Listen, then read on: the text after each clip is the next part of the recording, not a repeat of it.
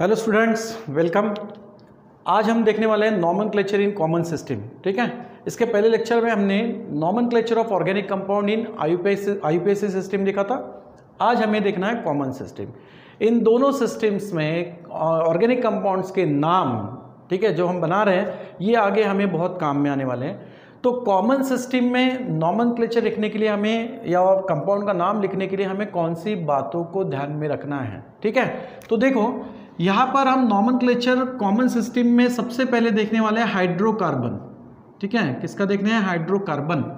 Okay, अब hydrocarbon में दो कंपाउंड्स आपको जनरली दिखाई देंगे। ठीक है, ओके, हाइड्रोकार्बन मतलब जिसमें कार्बन और हाइड्रोजन प्रेजेंट हो, जिसको हम एलिफेटिक ऑर्गेनिक कंपाउंड भी कहता है। ठीक है, तो उसमें ओपन चेन और क्लोज चेन कंपाउंड होता है, दो होता है। तो इसमें हम क्या करेंगे, खास तौर से हम पहले ओपन चेन कंपाउंड्स की बात करेंगे। ठीक है, हाइड्रोकार्बन मतलब कौन से? ओपन चेन कंपाउंड्स की बात करते हैं, ओपन चेन कंपाउंड। अब इस ओपन चेन कंपाउंड में आपको दो टाइप से ऑर्गेनिक कंपाउंड्स दिखाई देंगे। वो होते हैं सैचुरेटेड, एक होता है सैचुरेटेड, ठीक है, और एक होता है अनसैचुरेटेड कंपाउंड। ठीक है, सैचुरेटेड एंड अनसैचुरेटेड। सैचुरेटेड में क्या होता है? अल्केन। सैचुरेटेड मतलब कौन से फैमिली के होंगे मेंबर्स? अल्केन। और अनसैचुरेटेड कंपाउंड्स मतलब कौन से होंगे? Alkene and alkyne, alkene and alkyne. Okay, अब ये जो हैं अल्केन, अल्किन और अल्काइन, इनके नाम में ये जो एएनई है, ईएनई है और वाईएनई है, इसको हमने क्या कहा था? इसको हमने कहा था प्राइमरी सफिक्स। और ये क्या रिप्रेजेंट करते हैं? ये रिप्रेजेंट करते हैं कार्बन कार्बन के बीच में सिंगल बॉन्ड। ठीक है, जैसे एएनई रिप्रेजेंट करता है कार्बन कार्बन के बीच में क्या होना चाहिए? सिंगल बॉन्ड होना चाहिए। ईएनई रिप्रेजेंट करता है कि भाई कार्बन कार्बन के बीच बॉन्डिंग डबल हो। और वाईएनई क्या रिप्रेजेंट करता है कि कार्बन के बीच में, between that carbon atom there is a triple bond. ठीक है, तो ये हम प्राइमरी सफिक्स के तौर पे एएनई, ईएनई और वाईएनई यूज करते हैं। ठीक है, अब सबसे पहले इसमें हम अल्केन की बात करेंगे। ओके, तो अल्केन क्या है? It's a saturated hydrocarbon. Okay, अब सैचुरेटेड हाइड्रोकार्बन होता है तो इस अल्केन के जो कंपाउंड्स हैं, या फिर अल्केन की डेरिवेटिव होने के बाद जो कंपाउंड्स बनेंगे, उनके नाम हम आईयूपीएसी सिस्टम और कॉमन सिस्टम में कैसे लिखेंगे। तो आज हम कॉमन सिस्टम की बात करेंगे। तो कौन कौन सी बातें ध्यान में रखना है अल्केन की? आपको सबसे पहले हम बात करेंगे स्ट्रेट चेन। ठीक है, अल्केन में आपको स्ट्रेट चेन मिलेगी कार्बन की। ओके, इस स्ट्रेट चेन को बताने के लिए क्या करना है, क्या बातें हमें यूज करनी है, वो ध्यान में रखना। अगर स्ट्रेट चेन कार्बन की, ओके, यहां पर मान लो कि मैं 3 कार्बन तक स्ट्रेट चेन बता रहा हूं। ओके, तो यहां पर कार्बन के बीच मैंने क्या लिया अभी? सिंगल बॉन्ड, क्योंकि हम अल्केन के बारे में ही देख रहे हैं। तो carbon 3 carbon atom form the straight chain, ठीक है, विद सिंगल बॉन्ड। अब इसमें हम क्या फिलअप करेंगे? हाइड्रोकार्बन बोल रहे हैं तो हाइड्रोजन ऐड करेंगे। कार्बन की वैलेंसी 4 होती है, उससे उसने एक सिंगल बॉन्ड बना लिया है। तो अब हाइड्रोजन कितने भरोगे इसमें? 3। यहाँ हाइड्रोजन कितने होनी चाहिए? 2। और यहाँ कितने होनी चाहिए? 3। इसको हम क्या कहेंगे? इसको हम कहेंगे प्रोपेन। ठीक है, इसको हम क्या कहेंगे? प्रोपेन। ये भी कैसे बनेगा प्रोपेन नेम? ये भी हमने पिछले लेक्चर में देखा था आईयूपीएसी नेम के हिसाब से। ठीक है, आईयूपीएसी के हिसाब से क्या करते हैं? पहले कार्बन गिनेंगे, कितने हैं भाई? 1, 2 एंड 3। तो 3 कार्बन के लिए रूट वर्ड क्या आता है? प्रोप। और कार्बन कार्बन के बीच सिंगल बॉन्ड हो तो क्या यूज करते हैं? सफिक्स हम एएनई, तो नाम बन जाएगा प्रोपेन। ठीक है, 3 कार्बन या 3 से अगर कम है तो हम उनको सिंपली रूट वर्ड और सफिक्स से बता देते हैं। बट अगर लॉन्गेस्ट चेन कार्बन की हो, 4 या 4 से ज्यादा अगर कार्बन्स आपको चेन में दिखाई दे रहे हैं, ओके, इस तरीके से, suppose these are the 5 carbons which form the straight chain, ठीक है, then we filled hydrogens. Okay, अब what is the name of that compound? इसका क्या नाम बनेगा? कार्बन कितने हैं यहाँ पर? 5 है। 5 के हिसाब से रूट वर्ड आएगा पेंट। सिंगल बॉन्ड है तो क्या होगा? ANE। लेकिन अगर कार्बन की स्ट्रेट चेन आपको 3 कार्बन से ज्यादा दिखाई दे रही है, लॉन्गेस्ट अगर स्ट्रेट चेन है, तो उसके नाम के सामने आपको क्या लगाना है? N. Okay, that N stands for normal और स्ट्रेट। ठीक है, नॉर्मल या स्ट्रेट चेन के लिए हम यन को दिखाते हैं। और इस यन प्रेफिक्स को कहा किस केस में यूज करना है? जहां पर कार्बन की चेन आपको 3 कार्बन से ज़्यादा दिखाई दे रही है। ओके, तो चलो इसमें हमने खास तौर से क्या देखा, यन, प्रेफिक्स यन। ठीक है, तो स्ट्रेट चेन में सबसे पहली बात हमने देखी यहाँ पर प्रेफिक्स यन, हमने इस यन को कहाँ यूज़ करना है वो देख लिया। ठीक है, ये हो गया फर्स्ट। सेकेंड बात हमें देखनी है प्रेफिक्स आइसो।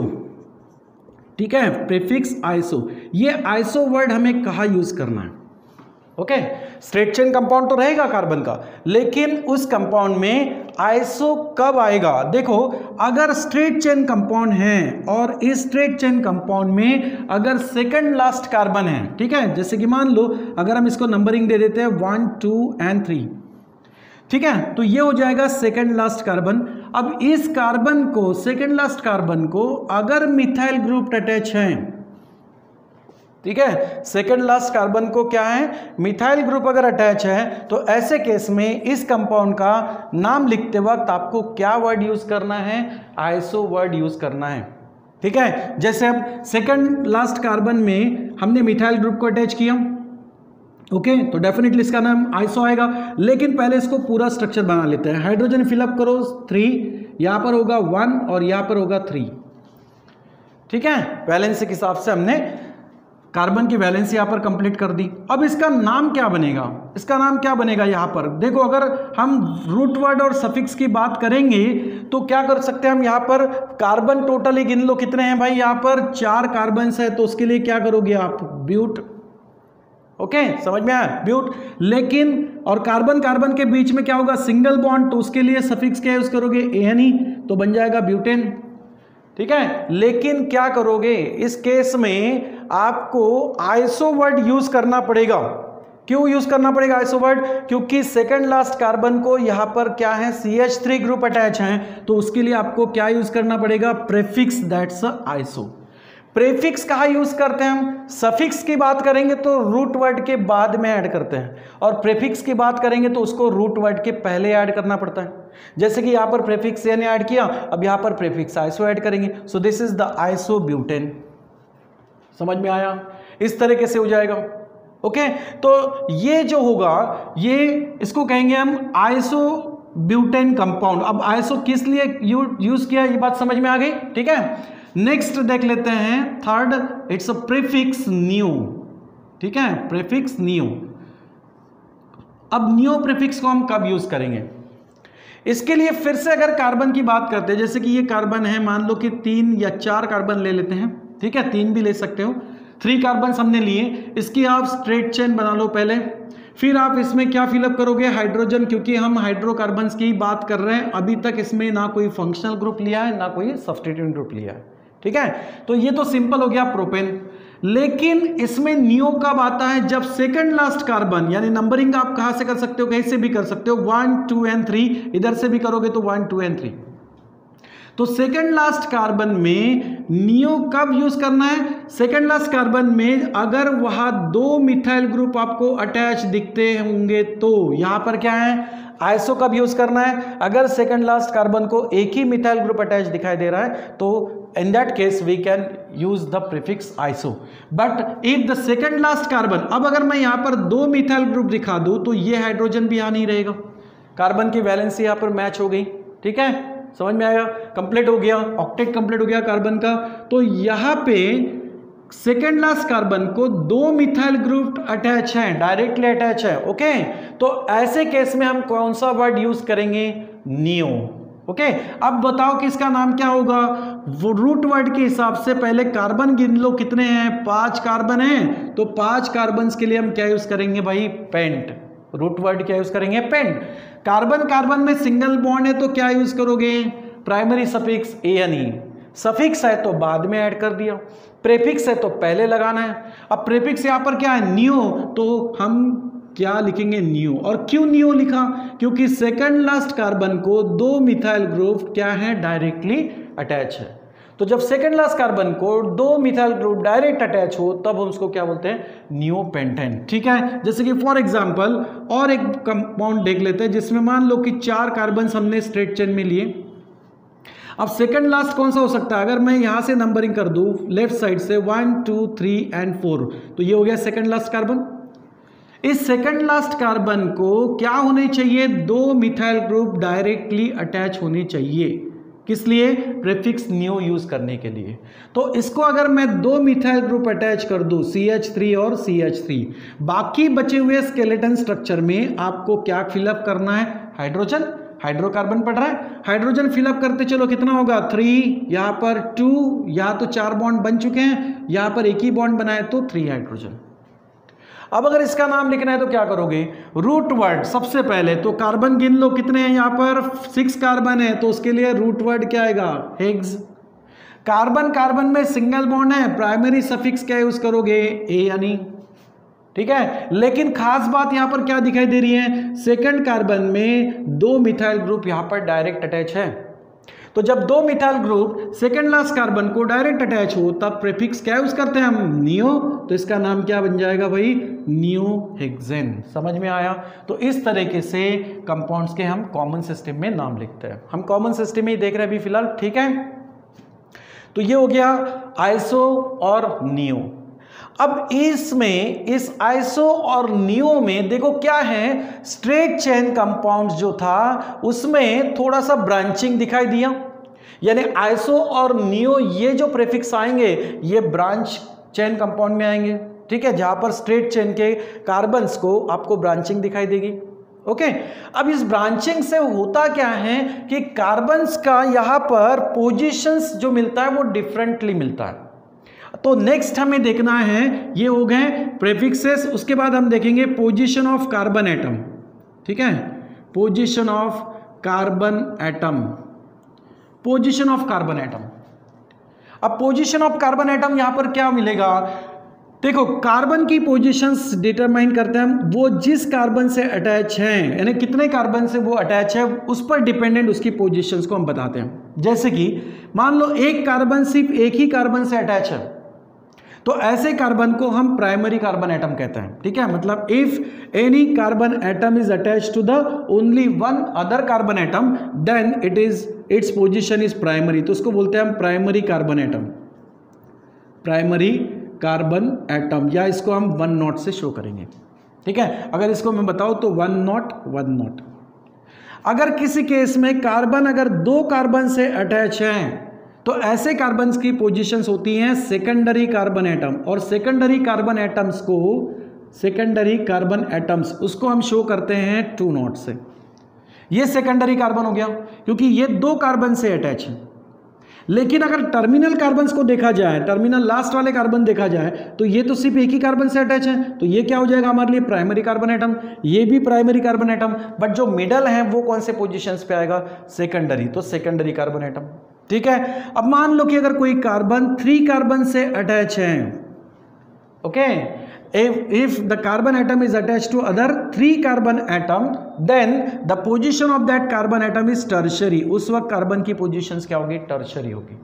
टर्मिनल कार्बन तो ऑलवेज प्राइमरी रहेंगे, बट जो मिडल आपको कार्बन दिखाई दे रहा है वो कौन से पोजीशंस में, यहाँ पर टर्शरी पोजीशंस में। ऐसे केस में यहाँ पर टर्शरी कार्बन एटम मिलेगा, ठीक है। तो इसको सेकेंडरी दिखाने के लिए और टर्शरी दिखाने के लिए हम सिर्फ उसी को नोट करें, ठीक है। तो प्राइमरी हो गया ये सेकेंडरी कार्बन एटम, इसको कहेंगे हम टर्शरी कार्बन एटम। और अगर कार्बन एटम 4 कार्बन एटम से अगर अटैच हो तो ऐसे कार्बन एटम्स को हम 4 नॉट से शो करते हैं और इसको बोलते हैं हम क्वाटरनरी, ठीक है, क्वाटरनरी कार्बन एटम। तो इस तरीके से कॉमन सिस्टम में कार्बन्स की पोजीशंस को प्राइमरी, सेकेंडरी, टर्शरी और क्वाटरनरी इस तरीके से हम क्या करते हैं, शो करते हैं। ओके, समझ में आया। तो प्रीफिक्स हो गए, पोजीशन ऑफ कार्बन एटम समझ में आया कि प्राइमरी कार्बन एटम क्या है, सेकेंडरी कार्बन एटम क्या है, टर्शरी क्या है और क्वाटरनरी क्या है, ठीक है। अब जैसे कि मान लो कि इसमें सेकेंडरी से आप नॉमेनक्लेचर में यानी कॉमन सिस्टम में जब आप नाम लिखोगे तो यहां पर आपको सेकेंडरी से ज्यादा यूज होगा, प्राइमरी को तो हम उतना यूज नहीं करेंगे, लेकिन सेकेंडरी, टर्शरी, क्वाटरनरी इनको हम यूज कर सकते हैं। जैसे कि मान लो कि अगर हम एग्जाम्पल ले लेते हैं यहां पर CH3, CH3 और अगर यहां पर कोई भी अगर अदर फंक्शनल ग्रुप अटैच है, ठीक है, या फिर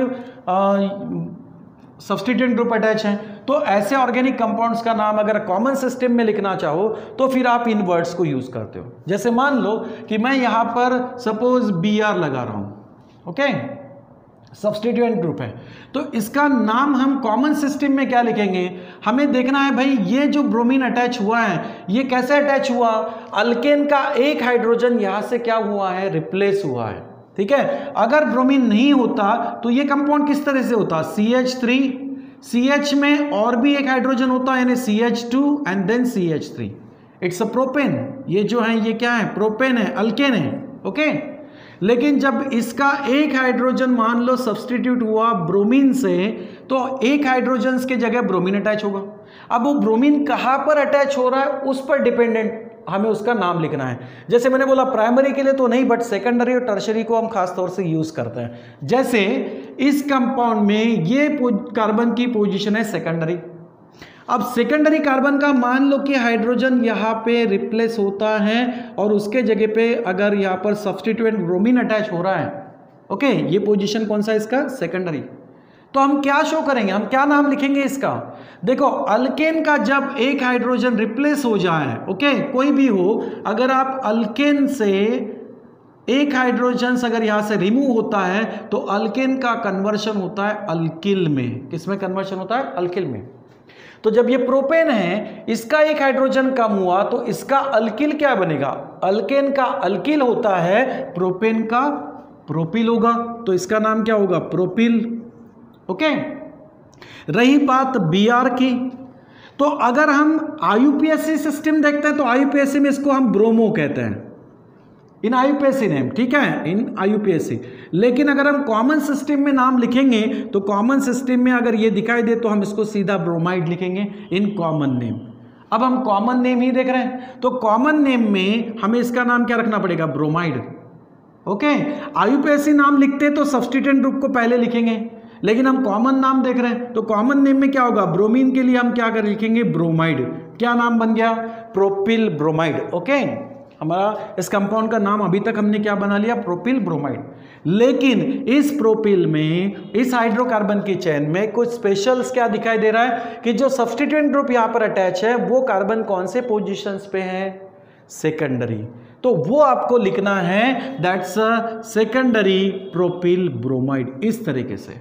इसीलिए कॉमन सिस्टम में जब आप ऑर्गेनिक कंपाउंड्स के नॉमेनक्लेचर लिखोगे तब आपको कार्बन्स की पोजीशंस भी खास तौर से ध्यान देनी है, क्योंकि इन पोजीशंस को हम नॉमेनक्लेचर्स में यूज करते हैं, नाम लिखते वक्त यूज करते हैं, ठीक है। So that's a secondary propyl bromide, समझ में आया, ठीक है। तो इस तरीके से ये हो जाएगा name, common name of this compound. अगर थोड़ी देर के लिए मैं बोल दूं, वैसे तो हम कॉमन नेम देख रहे हैं, लेकिन अगर बोल दूं कि इसका IUPAC नेम क्या होगा, कॉमन सिस्टम में हम कार्बन की position primary, secondary, tertiary, quaternary ऐसे दिखाते हैं, बट IUPAC सिस्टम में हम क्या करते हैं, कार्बन की स्ट्रेट चेन सिलेक्ट या लॉन्गेस्ट चेन सिलेक्ट करते हैं, इट मे बी स्ट्रेट और ब्रांच, कार्बन की लॉन्गेस्ट चेन सिलेक्ट करते हैं और उसको हम नंबरिंग करते हैं, ठीक है। जहां से ग्रुप फंक्शनल हो या सब्स्टिट्यूएंट ग्रुप हो, जहां से वो क्लोज हो, जहां से नियरेस्ट हो, वहां से हम चेन को नंबरिंग करते हैं। अब दोनों साइड से ब्रोमीन सेकंड नंबर पे आ रहा है, आप कहीं से भी नंबरिंग कर सकते हो, 1, 2 एंड 3, तो एक चेन बना ली।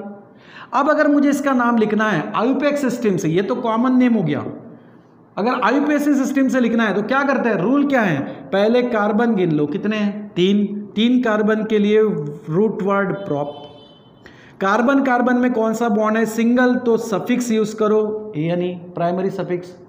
फिर जो ग्रुप आपको दिखाई दे रहा है वो ग्रुप कौन सा है वो देखो, अगर फंक्शनल ग्रुप होता तो उसको हम बाद में लिखते हैं, मतलब लास्ट में लिखते हैं, और सब्स्टिट्यूएंट ग्रुप हो तो उसको हमें सबसे पहले रिप्रेजेंट करना होता है।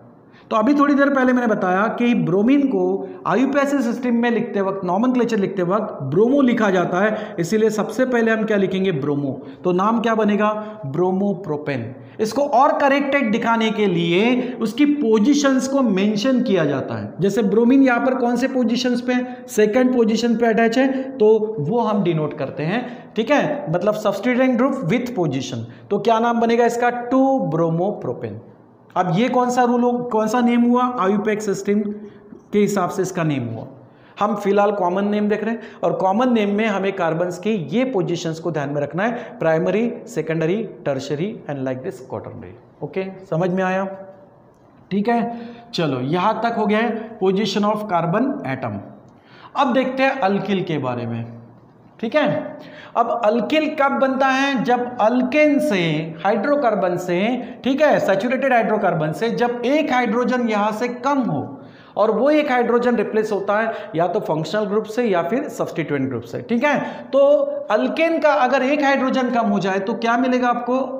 अल्किल। अल्केन का जनरल फार्मूला होता है CnH2n+2, लेकिन जब यहां से एक हाइड्रोजन कम हो जाए तो अल्किल का जनरल फार्मूला क्या बन जाएगा? CnH2n+1। ओके, अभी हम प्रोपेन तक देख ही रहे थे, जैसे कि CH3, CH2, CH3, ये हो गया प्रोपेन। अब मान लो कि अगर इसका एक हाइड्रोजन कम हो जाता है, वो तो टर्मिनल कार्बन से हो सकता है, मिडल कार्बन से भी हो सकता है, तो आपको क्या मिलेगा? जैसे एक हाइड्रोजन यहां से कम होगा आपको अल्किल मिलेंगे, बट दीज अल्किल्स ऑफ दो टाइप से मिल सकते हैं प्रोपेन के में।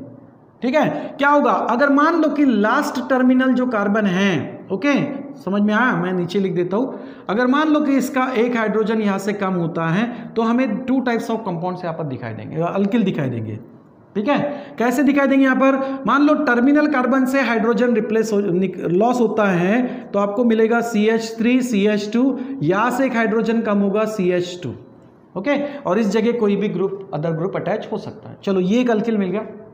दूसरा अल्किल अगर देखा जाए, मिडल कार्बन से अगर हाइड्रोजन यहां पर कम हो रहा है, सेकंड नंबर का कार्बन जो है यहां से एक हाइड्रोजन कम होता है, ठीक है, तो आपको ये भी एक अल्किल मिलेगा। ठीक है, अब इस अल्किल को हम क्या कहेंगे? क्या है? प्रोपेन से क्या बनेगा? अल्केन से अल्किल बनता है। ये कंपाउंड क्या है? इसका नाम क्या लिखा हमने? प्रोपेन। तो प्रोपेन से क्या बनेगा? प्रोपिल। ओके, क्या बनेगा? प्रोपिल। स्ट्रेट चेन है तो आप क्या कर सकते हो? ज्यादा से ज्यादा एन यूज कर सकते हो, लेकिन 3 कार्बन तक यूज करने की जरूरत नहीं है। अगर 3 से ज्यादा लॉन्गेस्ट कार्बन की चेन होती तो फिर हम उसमें एन भी यूज कर सकते थे। तो प्रोपिल। ओके, बट यहां क्या है? यहां पर भी तो प्रोपिल है, यहां पर भी तो एक ही हाइड्रोजन प्रोपेन से कम हुआ है, तो definitely it is also propyl. Okay, लेकिन क्या दिखाई दे रहा है? यहां पर कार्बन्स की पोजीशंस कौन सी हैं? अगर कॉमन सिस्टम के हिसाब से देखा जाए तो जहां से हाइड्रोजन लॉस हुआ है ये कार्बन कौन से पोजीशंस पे हैं? सेकेंडरी पोजीशंस पे हैं। तो हम इसको क्या कहेंगे भाई? Secondary propyl. क्या कहेंगे? Secondary propyl. समझ में आया? ठीक है, तो ये हो गया सेकेंडरी प्रोपिल। अब जैसे मान लो कि अगर 1, 2 एंड 3 नंबरिंग कर दिया सपोज, तो ये सेकंड लास्ट कार्बन कौन सा होगा? ये होगा। ठीक है, सेकंड लास्ट कार्बन ये हुआ। इसको मिथाइल ग्रुप अटैच है, इसको मिथाइल ग्रुप अटैच है, तो फिर मिथाइल ग्रुप अगर सेकंड लास्ट कार्बन को अटैच हो तो उसके लिए हम क्या यूज कर सकते हैं? क्या यूज करते हैं? आइसो। ठीक है, जैसे कि अगर मान लो मैंने 1, 2, 3 इस तरीके से लिख दिया 1, 2 एंड 3, तो सेकंड लास्ट कार्बन हमारा ये होगा, इसको मिथाइल ग्रुप अटैच है। यहां पर अगर इसके जगह ये जो है यहां पर क्या होगा? ये सेकंड लास्ट जो है यहां पर मिथाइल ग्रुप तो अटैच है ही, लेकिन अगर इसके जगह अगर कोई और ग्रुप अटैच होता तो हम इसको क्या कहते हैं? उस ग्रुप में, उस फंक्शनल ग्रुप या सब्स्टिट्यूएंट ग्रुप का भी नाम हम इसमें इंक्लूड करते हैं। लेकिन सेकंड लास्ट अगर कार्बन को मिथाइल ग्रुप अटैच दिखाई दे तो वहां पर क्या होता है? वहां पर हम नाम क्या लिखते हैं? आइसो। अब जैसे कि ये आइसो ब्यूटेन हो गया, क्योंकि ब्यूटेन क्यों लिखा? क्योंकि यहां पर टोटल कार्बन गिन लो कितने हैं भाई? 4 हैं, इसलिए वो ब्यूटेन हुआ। ठीक है, यहां पर टोटल कार्बन कितने हैं? 3 ही हैं, तो इससे क्या होगा? सिर्फ प्रोपेन होगा। इसका जो अगर देखा जाए तो क्या होगा? प्रोपेन, जैसे ये पहले था। लेकिन अगर मान लो कि यहां पर एक प्रोपेन है, लेकिन यहां पर क्या होगा? सेकंड लास्ट कार्बन को मिथाइल ग्रुप अटैच है, तो हम क्या लिखेंगे यहां पर? आइसो। लेकिन प्रोपेन है क्या? ये प्रोपेन नहीं है। प्रोपेन का एक हाइड्रोजन कम होकर क्या बना है? प्रोपिल। तो प्रोपेन नहीं लिखेंगे यहां पर, क्या लिखेंगे हम? प्रोपिल ही लिखेंगे, आइसोप्रोपिल। अब यहां पर मान लो कि इसका एक हाइड्रोजन कम होता तो क्या होता? टर्मिनल कार्बन से अगर एक हाइड्रोजन हम कम करते, CH3, CH3, और यहां पर एक हाइड्रोजन कम करते हैं। ठीक है, तो नाम क्या बनता है इसका? अगर नंबरिंग करोगे तो फर्स्ट सेकंड थर्ड ये भी हो सकता है, या फर्स्ट सेकंड थर्ड ये भी हो सकता है। तो सेकंड लास्ट कार्बन को आपको मिथाइल ग्रुप अटैच दिखाई दे रहा है, मतलब इसको हम आइसो कह सकते हैं। तो इसका क्या होगा, आइसो, लेकिन ब्यूटेन नहीं होगा। एक हाइड्रोजन जब कम दिखाई दे रहा है तो ये क्या होगा, आइसोब्यूटिल होगा। समझ में आ रहा है, वो क्योंकि 4 कार्बन है तो वो उससे आइसो कैरेक्टर तो शो दिखाई कर रहा है, तो हम क्या बोलेंगे इसको, आइसोब्यूटिल। यहां पर भी वैसा ही है, लेकिन इसको 3 कार्बन है तो हम इसको क्या कहेंगे, आइसोप्रोपिल या फिर सेकेंडरी प्रोपिल। सेकेंडरी आप कार्बन की पोजीशन से बता रहे हो, ठीक है, और आइसो यानी सेकंड लास्ट कार्बन को यहां पर मिथाइल ग्रुप अटैच है, मतलब फर्स्ट सेकंड और थर्ड, तो सेकंड लास्ट कार्बन को मिथाइल ग्रुप आपको अटैच दिखाई दे रहे हैं, ठीक है। इस तरफ भी हैं, अगर इस तरह से नंबरिंग करता हो तो ये आ जाएगा, इस तरह से नंबर करूंगा तो ये आ जाएगा। किसी भी तरफ से देखोगे तो सेकंड लास्ट को आपको मिथाइल ग्रुप अटैच दिखाई दे रहा है, तो उसको हम कहेंगे आइसोप्रोपिल, और प्रोप यूज किया है क्योंकि 3 कार्बन है। इज इट क्लियर, समझ में आया, थोड़ा सा कंफ्यूज नहीं होना है।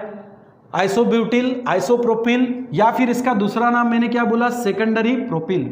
इसका नाम भी कुछ ऐसा हो सकता था, कैसे होगा, देखो यहाँ पर कार्बन की पोजीशन अगर देखा जाए तो ये प्राइमरी पोजीशन है क्योंकि इसमें एक ही कार्बन अटैच है, ये भी प्राइमरी पोजीशन है, ये भी एक ही कार्बन से अटैच है और ये भी एक ही कार्बन से अटैच है। ये टर्मिनल वाले तो प्राइमरी हो गए, लेकिन मिडल वाला कैसा है, यहाँ पर इधर से एक कार्बन है, इधर से एक कार्बन अटैच है और यहाँ पर एक कार्बन अटैच है। 3 कार्बन अगर अटैच है तो पोजीशन क्या होगी, टर्शरी। तो फिर अगर इसको लिखना है तो आइसो के जगह हम क्या यूज कर सकते हैं, टर्शरी यूज कर सकते हैं। तो आइसोब्यूटिल के जगह आप क्या लिख सकते हो, टर्शरी ब्यूटिल भी लिख सकते हो। समझ में आ रहा है, तो इस तरीके से पोजीशन ऑफ कार्बन एटम को हम कॉमन सिस्टम में नाम लिखते वक्त यूज करते, इसलिए बोला कि इसको बहुत अच्छे से आपको ध्यान में रखना है। तो एक तो मिल गया प्रोपिल और दूसरा मिला आपको सेकेंडरी प्रोपिल, साथ में आप उसको क्या बोल सकते हो, आइसोप्रोपिल भी कह सकते हो, ठीक है। तो ये हुआ अल्केन से अल्किल का कन्वर्शन कब होता है, जब उसका एक हाइड्रोजन क्या होता है वहां पर कम होता है, ठीक है। समझ में आया यहाँ तक, तो ये था सैचुरेटेड कंपाउंड्स के बारे में, मतलब अल्केन के बारे में। स्ट्रेट चेन होगी तो प्रीफिक्स एन यूज करेंगे, प्रीफिक्स आइसो और नियो यूज करना है। जब स्ट्रेट चेन को आपको ब्रांच वाइज भी कुछ दिख रहा है, मतलब ब्रांच चेन कंपाउंड बन रहा है, ठीक है, उस वक्त आपको आइसो और नियो यूज करना है। इसके अलावा भी आइसो और नियो में या ब्रांचिंग कंपाउंड्स में आपको कार्बन्स की पोजीशंस डिफरेंटली शो होगी, तो वो डिफरेंट पोजीशंस बताया हमने, प्राइमरी, सेकेंडरी, टर्शरी, क्वाटरनरी, ठीक है। उसके बाद हमने देखा कि अल्केन से एक हाइड्रोजन कम हो जाए तो अल्किल बनेगा, और अल्किल डिफरेंट बन सकते हैं, ठीक है। तो जैसे कि एक प्रोपेन हुआ, प्रोपेन से हमने क्या देखा, यहाँ पर 2 यहाँ पर इसके अल्किल बने हाइड्रोजन्स रिप्लेस होने से, और वो हाइड्रोजन कहाँ से रिप्लेस किया, एक तो टर्मिनल कार्बन से हमने रिप्लेस किया, सेकंड टाइम हमने मिडल वाले कार्बन से एक हाइड्रोजन कम कर दिया, तो प्रोपिल मिले हमें। प्रोपेन से तो प्रोपिल ही मिले, लेकिन कैसे दिखाई दे रहा है, ये तो स्ट्रेट चेन ही है कार्बन की, तो इसको आप सिंपली प्रोपिल बोल सकते हो। लेकिन यहाँ पर हाइड्रोजन जो यहाँ से रिप्लेस हुआ वो कहाँ से रिप्लेस हुआ है, सेकंड कार्बन से, और इस सेकंड कार्बन कॉमन सिस्टम के हिसाब से कौन सी पोजीशन शो करेगा, सेकेंडरी। तो हम इसको क्या कहेंगे, प्रोपिल तो है, लेकिन खास तौर से यहाँ पर कार्बन कौन से पोजीशन पे है जहाँ से हाइड्रोजन निकला है, सेकेंडरी, तो नाम क्या होगा, सेकेंडरी प्रोपिल। और इसको हम एक और वर्ड भी दे सकते हैं, दैट्स अ आइसोप्रोपिल, ओके। फिर ऐसा ही मैंने इसको भी बताया कि अगर यहाँ से टर्मिनल कार्बन से अगर रिप्लेस होता है मान लो, तो इसका नाम आइसोब्यूटिल, क्योंकि सेकंड लास्ट कार्बन को मिथाइल ग्रुप अटैच है, ठीक है। और एक हो सकता है टर्शरी, क्योंकि ये कार्बन टर्शरी पोजीशंस पे हैं, ये 3 कार्बन से यहाँ पर अटैच है, तो टर्शरी ब्यूटिल, आइसोब्यूटिल, ठीक है, या फिर इसको आप बोलोगे सेकेंडरी प्रोपिल या फिर आइसोप्रोपिल, ओके। तो इस तरीके से अल्केन से आपको क्या मिलेंगे, अल्कीन मिलेंगे। यहाँ तक आपको हाइड्रोकार्बन्स यानी अल्केन्स के बारे में कॉमन सिस्टम में नाम कैसे लिखना है, उन बातों को, कौन सी बातों को आपको ध्यान में रखना है, वो मैंने आपको यहाँ पे क्लियर करवा दिया, ओके। अब अल्कीन और अल्काइंस के बारे में हम नेक्स्ट क्लास में देखेंगे, ठीक है बेटा। चलो, थैंक यू वेरी मच।